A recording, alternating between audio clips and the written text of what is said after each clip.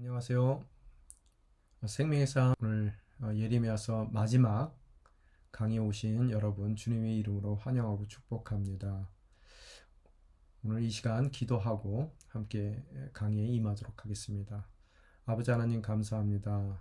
주님의 은혜 가운데 이 자리에 있습니다. 오늘 예레미야서 마지막 부분을 읽어갈 때 주님께서 허락하신 지혜를 저희 삶 가운데 덧입게 도와주시고 읽어가는 말씀을 통해서 오늘 향한 주님의 음성을 들을 수 있는 복된 믿음의 자녀들 될 수 있게 도와주시옵소서. 이 모든 말씀 우리 주 예수 그리스도 이름으로 기도드리옵나이다. 아멘. 오늘 제목은 불순종의 비참한 결과입니다. 오늘 허락된 말씀은 예레미야서 52장 1절로부터 11절까지의 말씀입니다. 허락된 주님의 말씀 봉독해 올려드리겠습니다. 시드기야가 왕이 됐을 때 21세였습니다. 그가 예루살렘에서 11년 동안 통치했습니다. 그의 어머니의 이름은 하무달이고 림나 출신으로 예레미야의 딸입니다. 여호와김이 행한 모든 것을 따라 시드기야는 여호와 보시기에 악을 행했습니다. 여호와의 노염 때문에 결국 여호와께서 그들을 자기 앞에서 쫓아내는 이런 일이 예루살렘과 유다에서 일어났습니다. 그리고 시드기야는 바벨론 왕에게 반역했습니다. 그러자 시드기야 통치 9년 열째 달 10일에 바벨론 왕 느부갓네살이 모든 군대를 거느리고 예루살렘을 치러 와서 성읍 밖에 진을 치고 성읍을 둘러서 포위벽을 쌓았습니다. 성읍은 시드기야 왕 11년까지 포위되어 있었습니다. 넷째 달 9일에 성읍 안에 기근이 극심해 그 땅의 백성에게 양식이 하나도 남지 않게 됐습니다. 그때 성벽이 무너졌고 모든 백성 군사들이 도망갔습니다. 갈대아 사람들이 성읍을 둘러 포진하고 있는데도 그들은 밤에 왕의 정원 가까이에 있는 성벽 사이의 문을 통해 성읍에서 나가 아라바 길로 갔습니다. 그러나 갈대아 사람들의 군대가 시드기야 왕을 뒤쫓아가서 여리고 평원에서 그를 따라잡았습니다. 그의 모든 군사들은 그를 떠나 흩어져 버렸습니다. 그들이 왕을 사로잡았습니다. 그들이 그를 하맛 땅 립나에 있는 바벨론 왕에게 끌고 갔고 바벨론 왕이 그를 판결했습니다. 그리고 바벨론 왕은 립나에서 시드기야가 보는 앞에서 그의 아들들을 죽였고 또 유다의 모든 관료들도 죽였습니다. 그리고 그는 시드기야의 눈을 뽑고 청동 족쇄로 묶어 바벨론으로 끌고 가 그가 죽는 날까지 그를 감옥에 가두었습니다. 아멘. 오늘 본문 말씀을 읽으면서 저희들이 나무 하나하나를 보기 이전에 좀 전체적인 그림, 구조적인 그림을 보기를 원하는데요.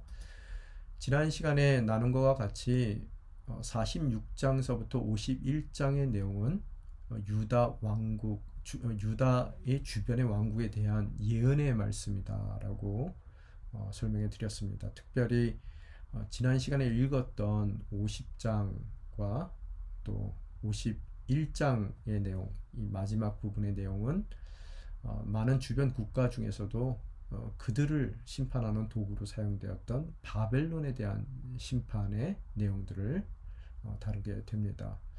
그럼 45장까지의 내용은 유다 왕국에 대한 예언의 말씀입니다. 또 46장에서 51장까지는 그런 유다 왕국뿐만 아니라 주변의 왕국에 대한 심판의 예언이고, 특별히 50장에서 51장까지는 방금 말씀드린 대로 그들을 심판하는 심판의 도구로 사용되었던 바벨론의 심판에 대한 말씀이 담겨 있습니다. 그러면 모든 예언의 말씀이 예레미야 예언서에서 마무리가 됐습니다. 51장 가운데에서요. 그죠?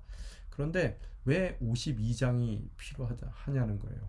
예언의 말씀이 다 마무리됐는데 유다 왕국도 예언했고 또 모든 주변 국가, 특별히 그 모든 유다를 비롯한 모든 주변 국가들의 심판의 도구로 사용되었던 바벨론에 대한 예언의 말씀도 51장에서 다 마무리가 됐는데 왜 52장의 말씀이 필요한가라는 것을 우리는 물을 수밖에 없더라는 거예요. 근데 52장의 내용은 이 부록적인 내용입니다. 부록, appendix에 해당되는 내용이죠. 그런데 52장의 부록적인 내용에 보게 되면은 특이한 점이 발견됩니다. 곧 시제가 좀 달라지는데요.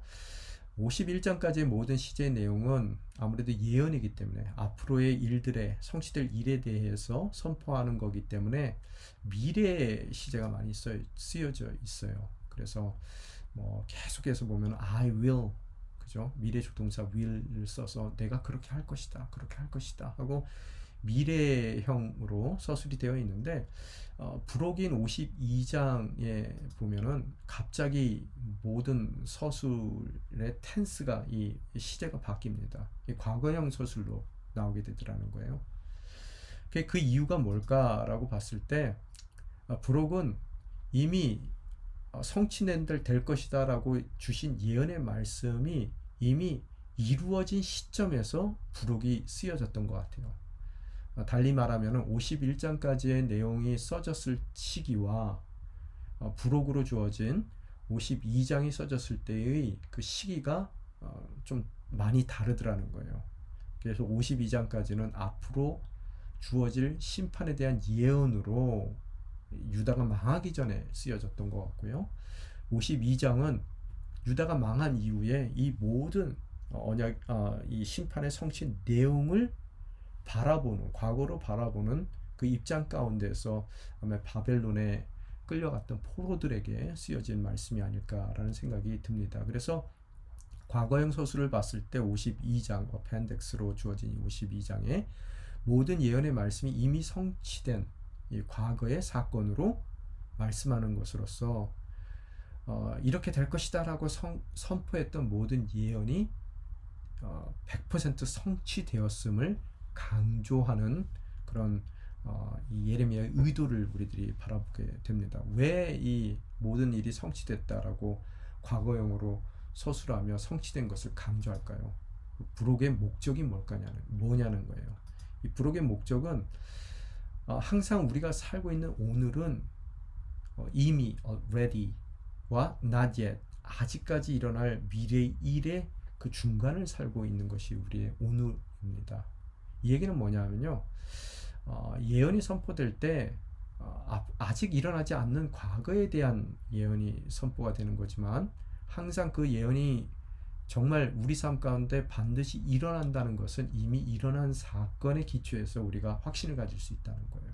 무슨 얘기냐 하면은 오늘 이미 유다가 망한 상황 가운데 있었던 모든 유다의 백성들에게 예레미야는 이미 그가 선포했었고 또 성취되었던 이 멸망된 예언의 성취를 이미 일어난 과거가 얼마나 확실한 과거이냐를 오늘을 살고 있는 이들에게 설명해 주는 것으로서 예언의 나머지 반쪽인 70년의 때가 다 찼을 때 하나님께서 심판받았던 유다 백성들이 다시 회복될 것이라는 그 회복의 메시지, 아직까지는 성취되지 않는, 이루어지지 않는 not yet, 아직까지 not yet 이루어지지 않는 회복의 날에 대한 강조를 하기 위해서 반드시 그 사건이 일어난다는 것을 알려주기 위해서 오늘 이 52장의 부록을 준 것 같아요. 여러분, 이렇듯 하나님의 말씀을 우리를 대면하는 우리들은 항상 기억과 기대 사이에 있다는 거예요. 그래서 주일날 우리가 예배를 드리는데 그 예배의 목적도 우리가 오늘을 살아가며 반드시 기억해야 될 것을 기억하고 그 기억 가운데서 반드시 기대해야 될 미래의 일들을 소망 가운데 기대하며 나아가는 것이 예배의 특징인 것 같아요. 오신 예수님, 또 그분께서 행하신 모든 일을 기억하고요. 그죠? 또 동일한 예수님께서 언약하신 대로 우리 삶 가운데 돌아오실 거예요. 다시 재림의 주로. 그래서 우리에게 십자가를 통해서 시작된 모든 구원의 완성을 이루시는 그 날을 기대하며 나아가라는 거예요. 그래서 우리는 ready와 not yet 사이에, 또 기억과 기대 사이에 있는 바로 오늘, 이 오늘이 소망의 날, 미래에 대한 확신을 가질 수 있기 위해서는 이미 성취된 과거의 날들을 반드시 기억할 때 우리는 그 모든 일이 확실히 우리 삶 가운데 또한 성취될 것에 대한 기대를 갖고 소망 가운데 나아갈 수 있기에 오늘 52장의 말씀을 이 시점 가운데 그들에게 회복의 메시지를 정말 담대하게 또 반드시 성취될 것이라는 확신 가운데 바라보기 위해서 오늘 52장의 부록을 예레미야가 우리에게 전달해 주었을 줄 믿습니다. 오늘 본문을 보게 되면요, 본문에서 일어나는 사건이 병행구절이 있죠. 그래서 열왕기 하 24장 18절서부터 25장 30절에 보면은 오늘의 사건이 역사서에 기록이 되어 있습니다. 예언됐던 모든 일이 또 이스라엘의 역사 가운데 일어났다는 것을 우리들은 확인해 볼 수가 있습니다. 더 깊은 내용을 보시려면은 여러분이 열왕기 하의 말씀을 보시면 되겠습니다. 오늘 등장하는 인물 중에서 일어나는 모든 사건의 중심에 있었던 한 인물이 있죠. 누구예요? 바로 시드기야죠. 시드기야는 누굽니까? 유다 왕국의 마지막 왕이었죠.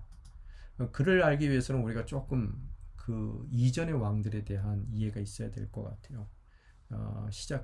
우리 요시야 왕서부터 시작하기를 원하는데요. 개혁의 아이콘이었었죠. 이 다윗 왕조를 계승했던 유다 왕국 가운데 가장 뛰어났던 왕, 또 하나님 마음에 가장 합했던 왕, 또 성전을 정화했던 또 종교 개혁을 일으켰던 왕이 요시야 왕이죠.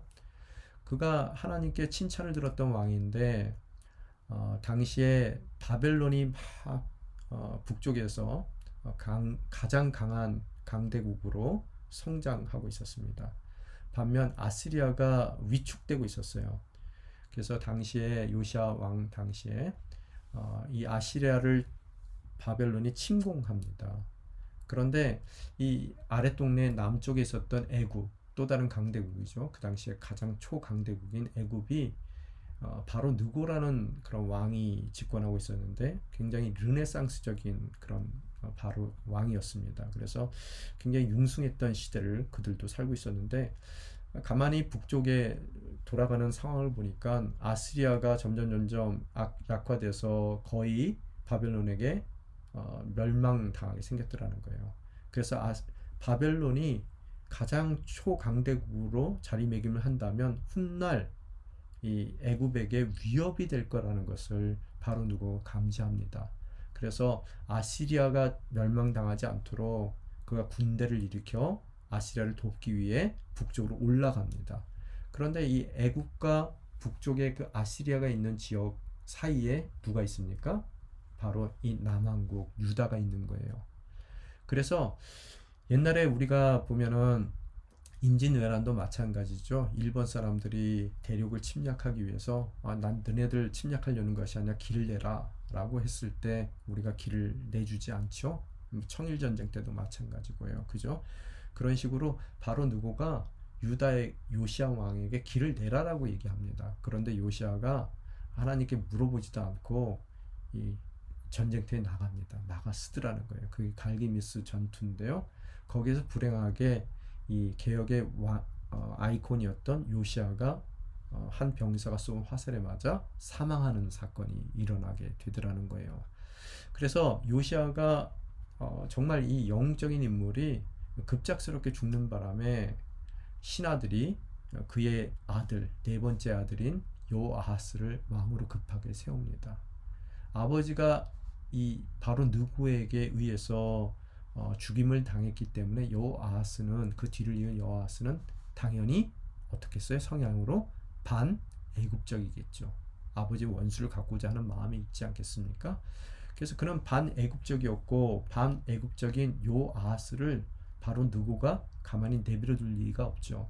그래서 그가 왕위에 오른 지 얼마 안 돼서 바로 느고가 다시 쳐들어와서 그를 폐위시키고 요시아의 두 번째 아들인 여호와김, 원래 이름이 엘리야김이죠. 여호와김을 왕위에 올리게 됩니다. 오늘 그 여호와김은 바로 느고가 세웠던 왕이기 때문에 자기 꼭두각시로 세워놨겠죠. 그는 성향을 반바벨론적인 성향을 가질 수밖에 없더라는 거예요. 두 강대국 사이에 끼어 있으니까요. 그래서 여호와김이 반바벨론적인 성향을 갖고 나라를 통치하다 보니까 그 점점 강성해진 바벨론의 느부갓네살이 그를 가만히 놔줄 리가 없겠죠. 그래서 바벨론이 군대를 이끌고 유다 왕국을 쳐들어오게 됩니다. 그래서 그를 폐위시킵니다. 폐위시키는 것이 아니라 그가 바벨론 간의 전쟁, 예루살렘 성을 둘러싸고 아주 격렬한 전쟁이 벌어지는데 여호와김이 그 전장에서 사망하게 됩니다. 그래서 급하게 또 왕을 세우는데 여호와김의 아들인 여호와긴을 왕으로 세우게 됩니다. 그게 597년에 바벨론 침공 시 여호와김이 사망하여 여호와긴은 18세의 왕이 됩니다. 그는 당연히 반바벨론적인 성향을 가질 수밖에 없겠죠. 그런데 그가 반바벨론적인 성향을 갖고 있기에 또 느부갓네살이 침공하여 그를 폐위시키고 바벨론으로 그를 끌고 가고 요시아의 셋째 아들, 그러기 때문에 이 여호와긴에게는, 바로 전 왕이었던 여호와긴에게는 삼촌이었던 시드기야를 왕으로 세우게 되더라는 거예요. 누가요? 느부갓네살이. 그러면 당연히 그가 친바벨론적이어야 되는데 오늘 그의 모습은 반바벨론적인, 그 친애굽적인, 그러나 반바벨론적인 성향을 갖고 있더라는 거예요. 그게 모든 이야기의 시작입니다. 오늘 사건의 시작입니다. 오늘 시드기야는 누구예요? 여러분, 열왕기 하에 나온 것 같이 느부갓네살이 왕이 된 지 3개월밖에 안 됐을 때, 그 여호와긴이 3개월밖에 안 됐을 때 그를 사로잡아 간 이후에, 원래 이름 마따니아죠. 마따니아라는 사람을, 그 삼촌을, 세 번째 요시아의 아들을 왕위에 올리고 그의 이름을 시드기야로 바꿔 그의 꼭두각시 왕으로 세우는 바로 그 장본인이죠. 그 시드기야 마지막 왕이죠. 그는 21세의 왕이 올라서 11년 동안 유다를 통치하고 또 유다의 마지막 왕이 되는 비극을 맞이합니다. 오늘 본문 말씀 1절에 보게 되면 시드기야가 왕이 됐을 때는 21살이었습니다. 그가 예루살렘에서 몇 년 동안요? 11년 동안 통치했습니다. 그런 시드기야에 대한 하나님의 평가는 어땠습니까? 하나님은 사람을 평가할 때 길게 말씀 안 하시죠. 아주 간단하게 한 줄로 요약하여 말씀하시는데요. 뭐라고 말씀하시니까 2절에 보면 여호야김이 행한 모든 것을 따라 시드기야는 어땠다고요? 여호와 보시기에 악을 행했습니다 라고 평가하십니다. 여기서 왜 여호와긴이 아니라 김일까요? 위에서 얘기한 것 같이 여호와긴은, 바로 전임자 왕은요 3개월밖에 왕 노릇을 못했습니다.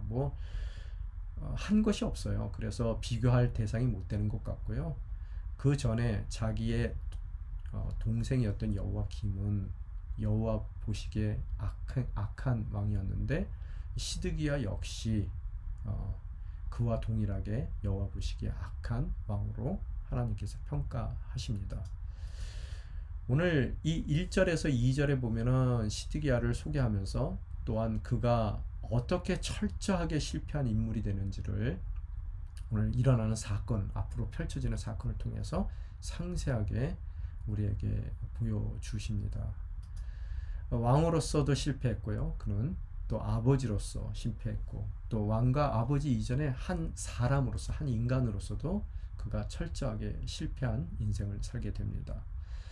우리 또한 그의 이야기를 통해서요, 우리 인생 가운데 직장으로, 또 거기에서 받은 직분으로 우리를 불러주시더라는 거예요. 왕으로서. 또 한편으로는 직장의 사업주로서 우리를 불러주고, 또 한 가정의 아버지로서 혹은 어머니로서, 또 그 모든 걸 쏟아놔서 한 사람으로서 우리를 불러주시는데, 우리 또한 우리의 이 부르심의 자리, 직장과 가정과 또 한 사람으로서 불러주신 이 부르심의 인생 가운데 우리가 철저히 실패하지 않기 위해서는 시드기야와 같은 전철을 밟지 않아야 될 것이고, 또한 만약에 우리 또한 실패했다면 어떻게 그 실패의 자리 가운데 시드기야와는 다르게 돌이킬 수 있을지를 오늘 전개되는 내용을 통해서 함께 살펴보기를 원합니다. 실패한 이유가 무엇인지 살펴보고요. 또 실패 가운데서 돌이킬 수 있는 기회가 있었는지. 우리는 시드기야는 그 기회를 잡지 못했지만 우리는 그 기회를 잡는 것으로서 시드기야와 같은 동일한 비참한 인생의 결말을 피할 수 있는 방법을 저희들 함께 살펴보기를 원합니다. 우리의 실패, 우리도 동일하게 실패할 수 있죠. 그렇지만 비록 실패했더라도 우리가 돌이킬 수 있는 기회가 만약에 주어졌다면 우리는 돌이키는 것으로서 다른 인생의 결말을 살 수도 있기에 함께 그 가능성들을 살펴보기를 원합니다. 오늘 3절에 보면 이제 그를 중심으로 전개되는 사건이 펼쳐지는데 그 사건이 어떤 사건이었어요? 오늘 3절 말씀 같이 읽겠습니다. 여호와의 노여움 때문에 결국 여호와께서 그들을 자기 앞에서 쫓아내는 이런 일이 예루살렘과 유다에서 일어났습니다. 그리고 시드기야는 바벨론 왕에게 반역했습니다. 라고 기록이 되어 있습니다. 오늘 어떤 사건이라고요? 이런 일이라는 거예요. 3절에 보면 이런 일 여기 써 있죠. 그 이런 일은 어떤 일입니까? 그들을 자기 앞에서 쫓아내는 일이었었어요. 그들은 누굽니까? 유다 백성들이에요. 자기는 누구예요? 하나님이에요. 유다 백성을 하나님 앞에서 쫓아내는 그런 일이라는 거예요. 어디로부터 쫓아내요? 예루살렘과 유다로부터. 즉 예루살렘이라는 것은 수도죠. 어디의 수도예요? 유다의 남왕국의 수도입니다. 그러니까 남왕국의 멸망을 뜻하는 거예요. 오늘 전개되는 사건은요. 유다 왕국의 멸망에 그러면 멸망했는데 멸망의 내면적이고 또 영적인 이유가 무엇인가 우리는 물어야 되죠. 이 3절에 보게 되면은 뭐라고 써 있었어요? 여호와의 노여움 때문이다라고 영적인 또 내면적인 이유를 얘기합니다. 또 멸망의 표면적이고 또 환경적인 그런 이유를 보게 되면은요. 시드기야가 왕위에 올라갈 수 있었던 이유는 느부갓네살이 그의 전임자였던 여호와 기인을 폐위시키고 그를 왕위에 올렸기 때문이에요. 그러면 당연히 그가 친바벨론적인 인물이 될 수밖에 없을 터인데 그럼에도 불구하고 왜 그가 바벨론 왕에게 반역했느냐는 거예요. 그게 반역이 표면적인 이유거든요. 그래서 그가 이 유다 왕국이 멸망하게 되는데 그렇듯 그가 친바벨론적이라고 기대할 만한 인물이었었는데 반바벨론적인 인물이 되었던 이유가 무엇일까라고 봤을 때 첫 번째 지리적인 이유가 있습니다. 왜? 바벨론에 비해 애굽이 훨씬 유다에 가까웠더라는 거예요. 여러분 지도를 보더라도 바벨론 저 꼭대기에 있어요. 애굽은 유다의 남부 지역과 이 맞닿아 있는 나라입니다. 그렇듯 지리적으로 가까웠기 때문에 늘 볼 수 있었고요. 그들의 음성을 들을 수 있었고요. 늘 역사 가운데 함께 했던 오랜 유구한 그런 관계를 갖고 있었던 나라가 바로 애굽이라는 거예요. 그래서 우리도 동일하죠. 눈에 보이는 사람을 더 의지하지 눈에 보이지 않는 하나님을 의지하기는 좀 어렵더라는 거예요. 우리 삶 가운데도요. 그죠? 그게 동일하게 지리적인 이유로 인해서 그런 반바빌론적인 성향을 띠게 됩니다. 또 두 번째 보면 혈연적이고 정치적인 이유가 있어요. 이 솔로몬 왕 때 그가 이 결혼에 크게 많은 실패를 가져오죠. 근데 왕비를 애굽에서 택한 이후에 여러 가지 왕실과 이 애굽과의 그 혈연적인 관계가 꼬여지기 시작합니다. 그래서 왕실이 친애굽적인 성향을 가질 수밖에 없는 것이고 그 왕실에 의해서 등용된 많은 신하들은 친애굽적인 그런 귀족들이 이 자리를 차지하게 되는 것이고 또 친애굽적인 그런 신하들의 세력이 이미 오랜 세월이 지났음에도 불구하고 이 시기까지도 그리 만만치 않은 그런 세력으로 자리하고 있더라는 거예요. 그래서 결혼을 통해서 혈연적인 관계가 왕실과 맺어진 이후에 많은 친애국적인 신하들이 등용되었더라는 거예요. 그 상황 가운데서 자기가 아무리 친바벨론적이라 하더라도 혼자서 나라를 다스리는 건 아니니까 그에게 친바벨론적인 정책을 펴기는 그렇게 쉽지는 않았을 거라는 거예요. 그죠? 그리고 마지막으로 보게 되면 정세적인 이유가 또 있습니다. 지금 두 나라가 이 강대국 패권 경쟁을 벌이고 있는데요. 이 급부상하는 바벨론이 북쪽의 모든 나라들을 다 통일했을 때 틀림없이 남하 정책을 쓸 수밖에 없다는 것을 애굽은 알고 있어요.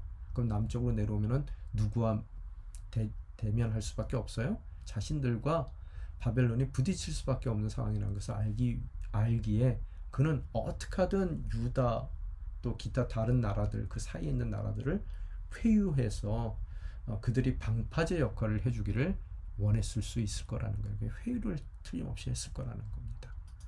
그래서 오늘 이렇듯 외적인 정치적이고 외교적인 그런 모습 가운데서 이 유다 왕국은 반바벨론적인 또한 친애국적인 성향을 가질 수밖에 없었던 것이고요.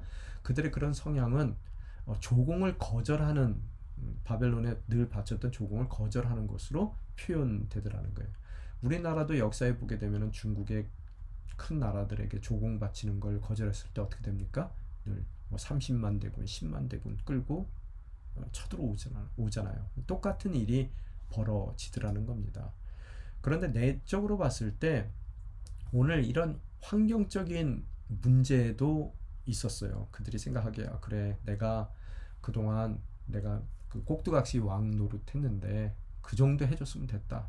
나도 좀 내 꿈을 펼쳐보기를 원한다. 자율적인 왕으로서의 통치를 하고 싶다. 그런데 마침 애굽이 도와준다 그러는 거예요. 그죠? 애굽도 강대국인데.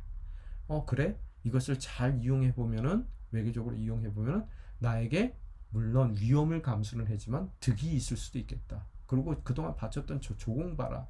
저것만 세이브 하더라도 우리나라가 정말로 잘 살 수 있는 나라가 될 것이다. 뭔가 국익적인 국가의 이득이 되는 그런 환경 가운데 그를 그 모든 것을 선택했을 수도 있지만 또 내적인 이유 가운데서 봤을 때 영적인 이유 가운데 봤을 때 그는 예레미야를 통해서 선포됐던 하나님의 말씀을 귀담아 듣지 않고 있더라는 거예요. 그 말씀을 거부하고 그 말씀에 불순종하는 것으로서 오늘 그는 반바벨론적인 성향을 갖고 조공을 거절하더라는 거예요.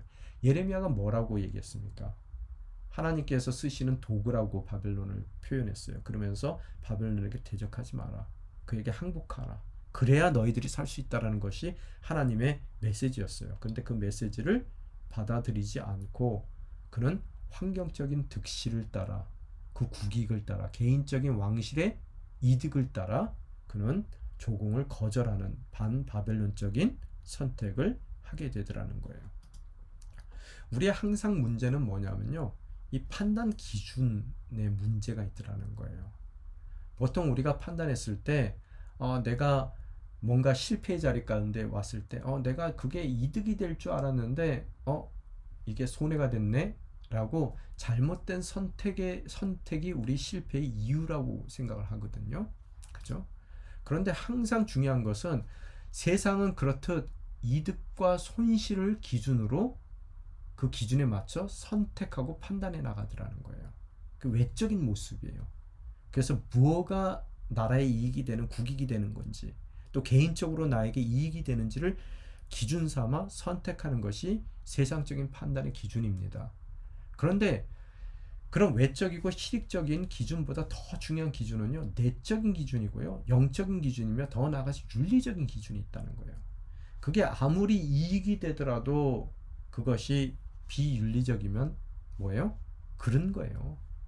그렇기 때문에 하면 안 되는 겁니다. 그 선택을 하면. 그러나 그것이 아무리 손해를 끼쳐준다, 국익에 피해가 된다 하더라도 그것은 윤리적이기 때문에 판단의 기준이기 때문에 또한 하나님께서 허락하신 말씀에 비춰봤을 때 옳은 것이라면은 그것을 선택해야 되는 거예요. 우리는요. 이렇듯 세상이 요구하는 선택의 기준과 판단의 기준과 하나님이 요구하시는 영적이고 윤리적인 판단의 기준이 다른 두 기준이 있더라는 거예요. 여러분, 자본주의 또 물질 만능주의를 살고 있을 때는요, 모든 세상이 옳고 그름에 판단합니까? 아니면 이익과 손실에 의해서 판단합니까? 당연히 이익과 손실을 의해서 판단해 나가더라는 거예요. 오늘도 별다를 게 없더라는 거예요. 과거에도 늘 자기의 이익에 의해서 오늘 시드기야와 같이 뭔가 국익에 도움이 되기 위해서, 나에게 도움이 되기 위해서 판단의 기준으로 선택해 나가더라는 거예요. 옳고 그름이 상관없이. 하나님께서는 친바벨론 쪽으로 그들에게 항복하라고 말씀하셨어요. 그러면 항복하는 것이 옳은 거예요. 그러나 그것을 했을 때 자신들에게 이득이 안 되고 손실이 된다고 판단했기에 그보다 다른 선택을 시드기야가 해나가더라는 거예요. 이게 우리의 그들의 모습이었고 또 우리의 모습이라는 거예요. 우리의 입장은 어떻습니까? 옳고 그름으로 여러분 판단해 나가요? 이익과 손실로 여러분이 선택해 나갑니까? 여러분 직장에서는 어때요? 직장은 당연히 이익을 추구하는 곳이죠? 맞습니까? 정말이에요? 여러분, 여러분이 이익을 추구해 나가는 것이고 손실을 피해 나가는 것이고 뭔가 나의 필요를 채워 나가기 위해서 일하는 곳이라면은 일하는 것이라면 그것은 여러분의 job이에요. 그러나 여러분 여기 vocation이라는 말도 직장이라는 의미도 되지만 이 voc라는 단어는 vocal이라는 단어도 여기서 나왔죠. 무슨 뜻이에요? call이라는 뜻이에요. call, 소리라는 뜻입니다. 부른다는 얘기예요. 뭐예요? 하나님의 부르심으로 만약에 바라본다면 우리는 그 자리가 나의 이익을 추구하는, 당연히 추구하는 자리가 아닌 옳고 그름으로 판단하여 선택하고 하나님이 원하시는 옳은 일을 행해 나가는 자리라는 거예요. 여러분 우리가 죄인인 우리가 예수를 믿어 새롭게 거듭나는 것 같이 거듭난 우리의 job은 예전에는 우리가 이익을 추구해 나갔다면 이제는 거듭난 우리가 일하는 바로 그 자리는 직장은 vocation이 될 줄 믿습니다. 이익과 손실로 기준으로 선택해 나가는 자리가 아니라요. 하나님의 말씀에 근거해서 옳고 그름으로 선택해 나가야 되는 자리가 바로 믿는 우리들의 그런 부르심의 자리인 직장의 판단의 기준이 되어야 될 줄 믿습니다. 우리 또한 그렇지 않을 때 우리 또한 시드기와 같이 잡으로 하나님의 백성이 됐음에도 불구하고 유다 백성들처럼 우리 또한 시드기와 같이 잡으로 여겼을 때 그 왕의 직분을 잡으로 여겼을 때 하나님의 노여움의 대상이 될 수 있다는 것을 우리는 잊지 말아야 될 것입니다. 그런 크리스천의 선택의 기준은 제가 제시한 것 같이 정확하게 얘기하면 어떤 판단의 기준을 또 선택의 기준을 가져야 되느냐는 거예요. 사도 바울이 아주 멋지게 그 기준을 제시해 줍니다. 빌립보서 3장 5절로부터 9절 말씀인데요. 함께 읽어볼까요? 나는 8일 만에 할례를 받았고 이스라엘 족속이요 베냐민 지파며 히브리 사람 중에 히브리 사람이요 율법으로 말하자면 바리새 사람이며 열성으로 교회를 핍박했고 율법의 의로는 흠없는 사람입니다. 그러나 내게 유익하던 것들을 나는 그리스도 때문에 다 해로운 것으로 여깁니다. 내가 참으로 모든 것을 해로 여기는 것은 내 주 그리스도 예수를 아는 지식이 가장 고상하기 때문입니다. 그분으로 인해 내가 모든 것을 잃어버리고 심지어 배설물로 여기는 것은 내가 그리스도를 얻고 그 안에서 발견되기 위한 것입니다. 아멘. 여기서 유익이라는 것은요, 또 해로운 것이라고 표현된 이 단어는요, 그냥 일반적인 단어가 아니라 회계학적 단어를 사도 바울이 사용합니다. 그래서 유익이라는 단어보다는 이득, 이윤 그렇게 해석이 돼야 될 것 같고요. 또 해로운 것보다는 손실, 손해라고 해석하시는 게 훨씬 원어적인 입장일 것 같아요. 그게 무슨 소리예요? 그동안 열렬히 직장 가운데서 자기 job을 통해서 자기가 해야 될 일을 통해서 자기가 생각하기에 이득이 되는 것을 추구했어요. 어디까지요? 열성으로 교회를 핍박하는 것까지요. 그런데 예수 그리스도를 만난 이후에는 그 이득과 손실로 최선을 다했던 내 삶 가운데 틀림없이 이득이라고 여겼던 그것들이 뭐라고요? 손실이라는 것, 그릇된 이익이기 때문에 아무리 이익을 준다 하더라도 그것이 하나님 말씀에 그릇된 것이기에 해로울 수밖에 없다는 것, 나에게는 본질적으로 그것이 궁극적인 손해가 될 수밖에 없다는 것을 알게 되었다는 거예요. 그래서 이 본질적으로 해가 된 그것이, 해가 손실인 것은 바로 내가 내 주 그리스도 예수를 아는 지식이 가장 고상하기 때문이라는 거예요. 여기 지식이라는 것은 단순한 머리적인 지식이 아니라 아내가 남편을 알듯, 또 남편이 아내를 알든, 내 자녀를 알든. 트럼프는 저 모르거든요. 저도 트럼프를 알긴 하지만 관계적으로 몰라요. 그런 거 말고요, 정말로 예수님께서 나와 함께 해주시고 이 아주 친밀한 관계 가운데 계신 그분이 원하는 일을 내가 이루어드리고 그분이 기뻐하는 모습이 나의 기쁨이 되는 그런, 정말로 하나님을, 예수님을 아는 지식이 가장 나에게 소중한 것을 알기에, 그것이 이전 판단의 기준 가운데 손해가 된다 하더라도 예수님이 기뻐하시는, 또 예수님이 정말로 원하시는 바로 그 옳은 일들을 해나갔을 때 그것이 가장 가치 있는 일이라는 것을 그가 깨닫게 되더라는 거예요.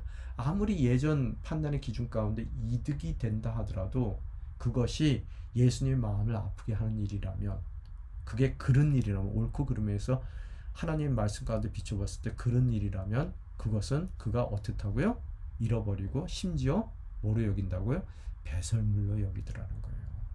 오늘 그가 정확한 크리스천들의 선택의 기준을 제시해 주고 있더라는 거예요. 이득과 손실이 아닌 하나님의 말씀에 비추어 또 예수님의 마음에 옳은 것인지 그른 것인지가 그 선택의 기준이 돼야 된다는 것을 말씀하고 계십니다. 오늘 실패했을 때 보통 우리가 생각하기에 이익과 손실의 기준에서 내가 잘못 선택했다라고 여겨요. 내가 이게 이득이 될 줄 알고 선택했더니 이게 손실을 가져왔네. 그럼 내가 실패하는 거예요. 그죠? 어디 투자했는데 잘못 투자해서 만약에 그 돈을 날리게 되면은 그건 실패했다라고 생각해요. 그죠?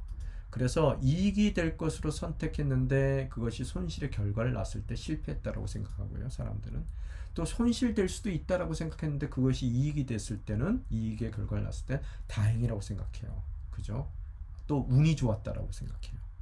또 한편으로 봤을 때 이익이 될 거라고 선택해서 이익이 됐다면 그것은 당연한 것으로 생각한단 말이에요. 사람들은요.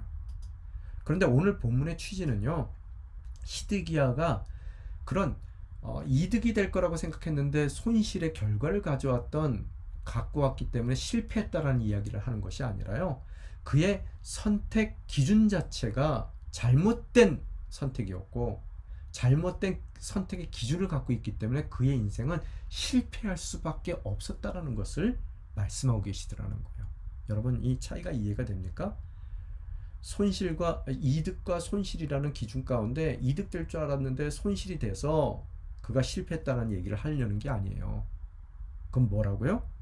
그의 이 선택의 기준 자체가 이익과 손실을 기준으로 하는 그의 선택 자체가 세속적인 선택이고, 그것이 유다의 왕으로서는 그런 선택의 기준을 가져서는 안 되는 기준을 가졌기에, 잘못된 기준을 가졌기에 그는 실패의 자리에 쓸 수밖에 없었다는 것을 말씀하고 계시더라는 거예요. 그죠? 믿는 우리들 또한 직장 가운데서, 또 우리의 사업장 가운데서, 우리의 비즈니스 가운데서, 또 우리가 하는 모든 일 가운데서 우리가 실패했을 때 이득이 될 줄 알고 선택했는데 이게 손해가 됐기 때문에 우리가 실패했다라고 얘기하는 것이 아니라요, 우리가 믿는 자로서 당연히 가져야 될, 정말로 하나님의 마음을 기쁘게 해드리는 그 옳은 일을 선택하고, 또 아무리 이득이 되더라도 그것이 하나님 마음에 그릇된 거라면은 우리가 선택하지 말아야 되는데, 우리가 그런 선택의 기준을 갖지 않고 자본주의에서 세상이 얘기하는 너무나 당연시 여기는 그런 선택의 기준을 갖고 우리가 선택해 나아갈 때 우리는 시드기야와 같은 실패 자리에 쓸 수밖에 없다는 것을 우리에게 말씀하고 계시더라는 거예요. 자, 오늘 두 가지 선택의 기준, 다른 기준을 얘기했어요. 그죠? 첫 번째는 이익과 손실이요. 너무나 세상 가운데 당연한 거예요. 그런데 오늘 이 시드기야가 잊어버렸던 것은 옳음과 그름의 선택의 기준이었다는 거예요. 아무리 그것이 애국과 손을 잡고 뭔가 기회가 있을 것 같아서 국익을 위해서 그 선택을 했다 하지만 예레미야의 외침, 이 하나님의 도구였다는 것, 바벨론이. 그래서 대적하면 안 된다라는 하나님 말씀에 비춰봤을 때 그것은 옳은 것이 아니라 그른 선택이었다는 거예요. 그죠? 그래서 이익과 손실이 아닌 옳고 그름의 판단의 기준에 맞춰서 했을 때 하나님의 말씀에 순종하게 되는 것이고, 그래서 이 바벨론에게 항복하는 거예요. 그것은 손실이 나는 일이라 하더라도 그렇게 했어야 된다는 거예요. 혹은 옳고 그름이 아닌 이익과 손실의 판단의 기준으로 행해 나갔을 때 이득을 추구하기에 그는 불순종하게 되는 것이고 바벨론을 대적하는 그런 자리에 서게 되더라는 겁니다. 이익과 손실의 기준에서 잘못된 선택을 한 것이 아니라, 그래서 손실이 더 커졌기 때문에 그가 이 실패 자리에 있는 것이 아니라요, 판단 기준 자체가 잘못된 선택이었다는 거예요.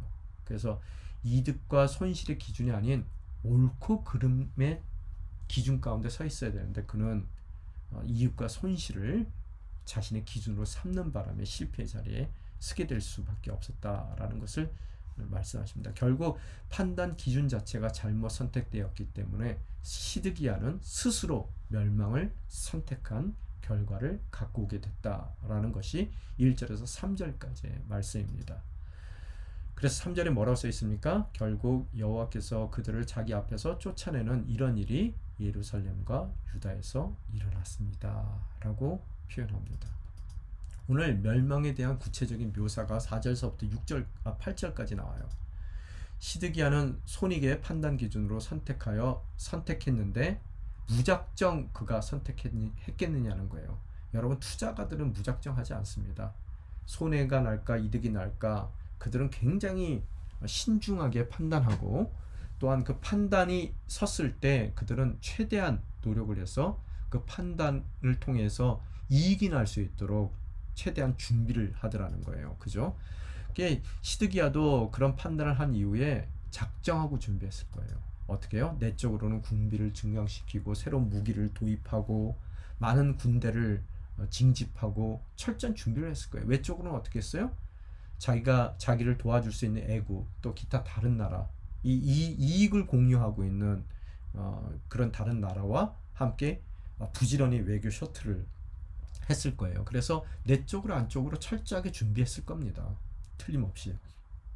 그죠?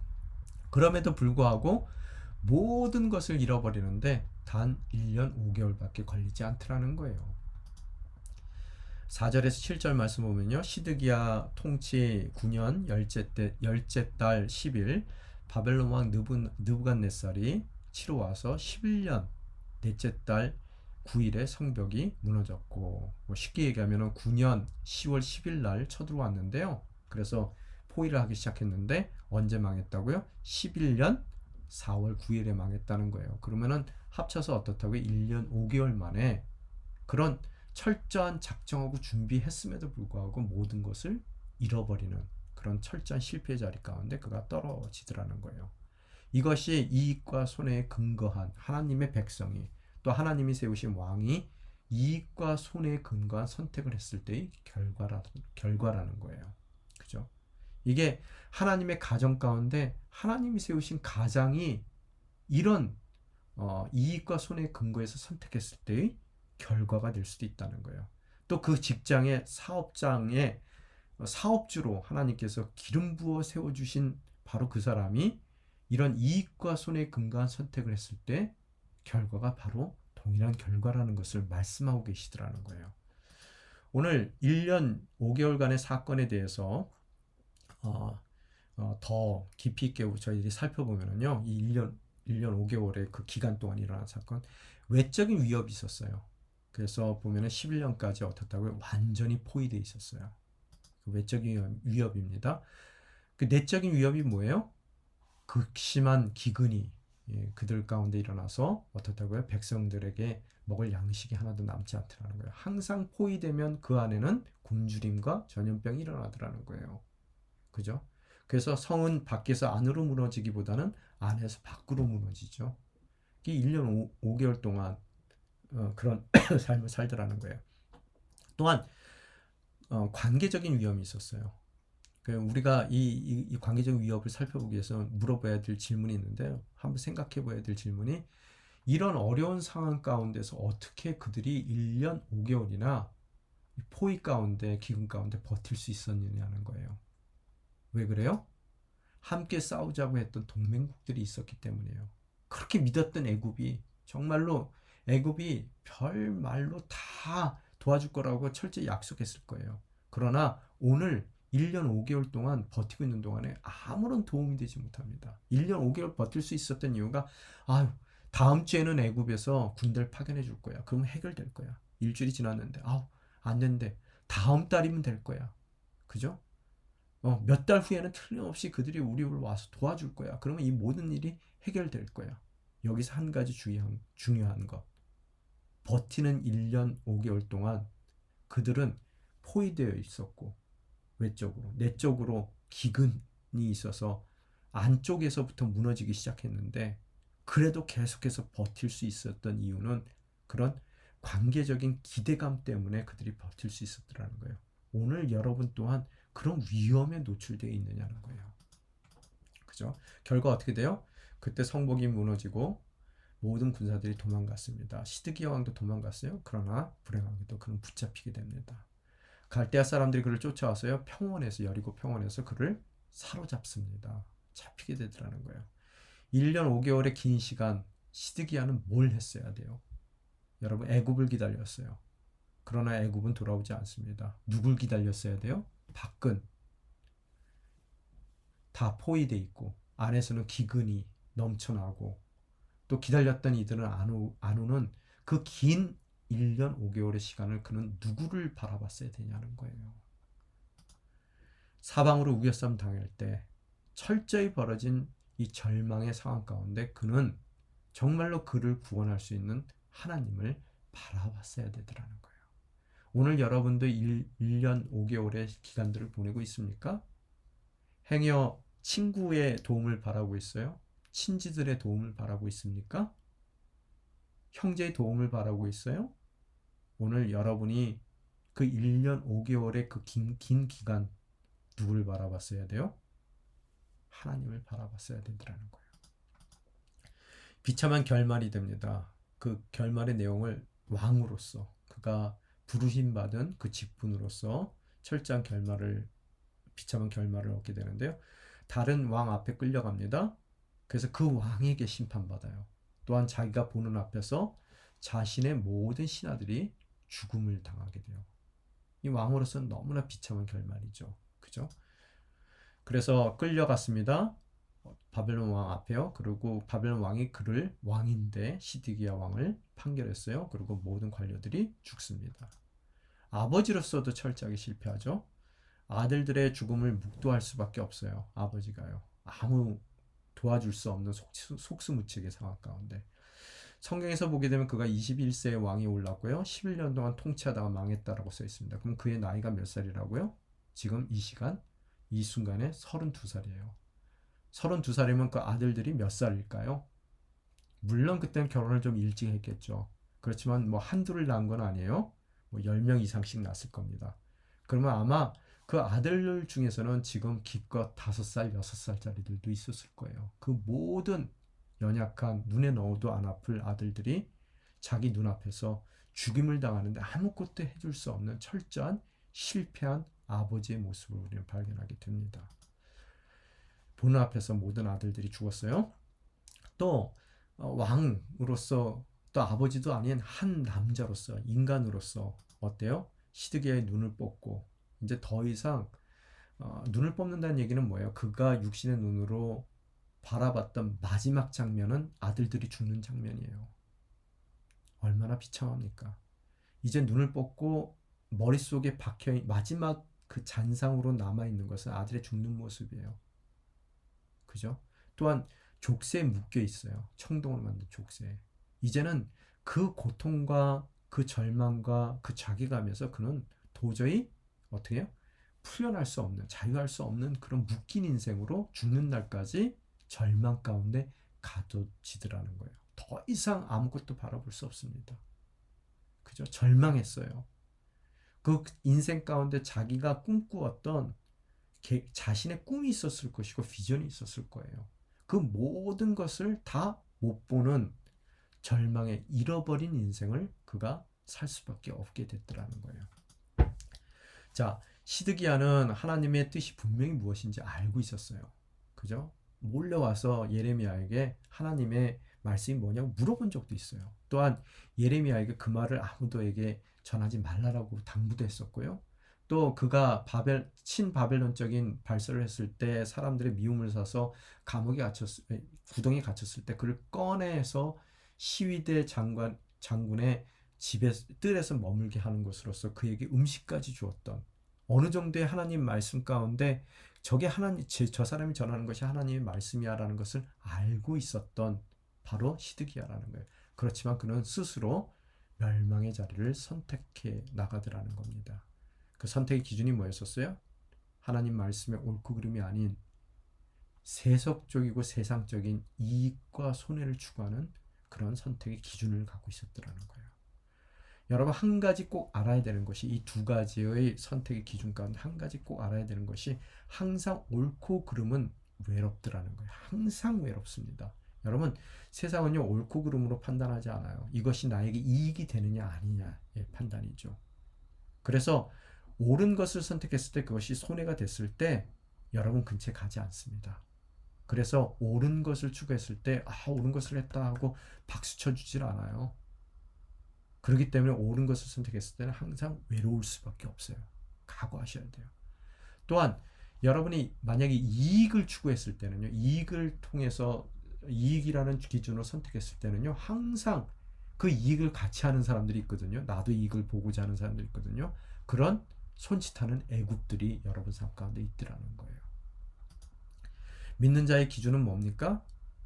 다르게 얘기해서 오늘 여러분이 서 있는 그 가정에서의 자리, 가장으로서, 또 엄마로서, 아내로서 서 있는 그 자리는 vocation입니까? 그러면 어떠한 삶의 기준을, 선택의 기준을 가져야 돼요?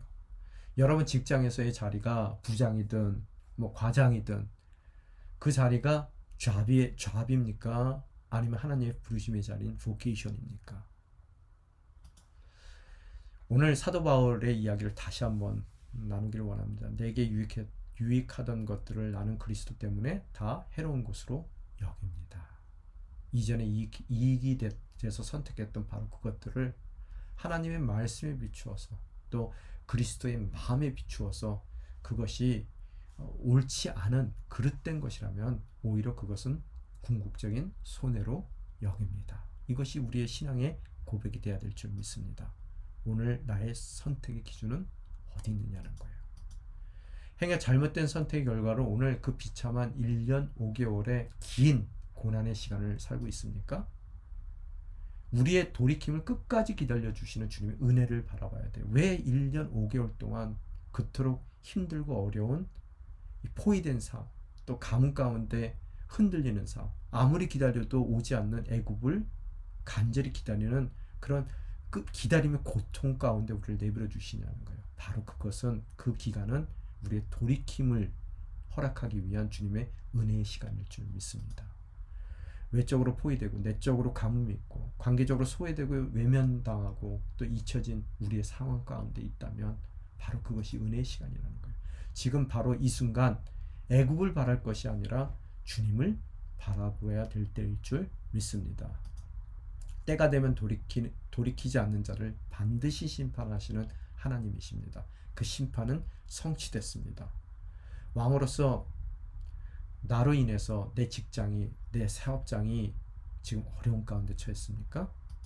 또 아버지로서 나로 인해서 내 가정이 현재 어려운 1년 5개월의 상황 가운데 처했느냐는 거예요.